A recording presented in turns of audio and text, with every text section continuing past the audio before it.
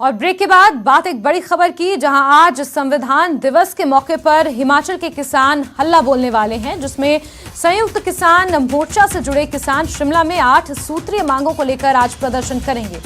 संयुक्त किसान मोर्चा सुबह 11:30 बजे पंचायत भवन से राजभवन तक रोष मार्च निकालेगा और अपनी मांगों को लेकर राज्यपाल के जरिए राष्ट्रपति को ज्ञापन भी सौंपेगा।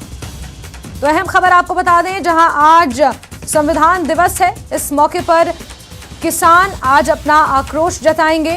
8 सूत्रीय मांगों को लेकर रोष मार्च निकाला जाएगा। पंचायत भवन से राजभवन तक ये रोष मार्च निकाला जाएगा।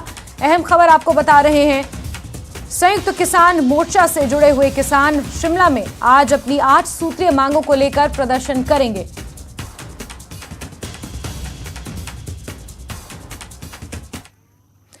आगे बढ़ेंगे खबरों में। नतीजों के दिन जैसे जैसे करीब आ रहे हैं, उम्मीदवार की बेचैनी के साथ कांग्रेस का डर भी बढ़ता जा रहा है। लगातार ईवीएम में छेड़खानी का डर और नतीजों के बाद हॉर्स ट्रेडिंग का डर कांग्रेस को सता रहा है। डर के 2 नए चैप्टर सामने आए हैं। पहला ये कि कांग्रेस को स्ट्रांग रूम के आसपास इंटरनेट और वाईफाई से भी डर लगने लगा है, और दूसरा उसे कर्मचारियों की बैलेट वोटिंग की धीमी रफ्तार से भी डर लग रहा है। दोनों डर के साथ उसे साजिश का भी शक है, जिसे लेकर वो चुनाव आयोग से मांग कर रहे हैं कि हम आपको 2 तस्वीरें दिखा रहे हैं।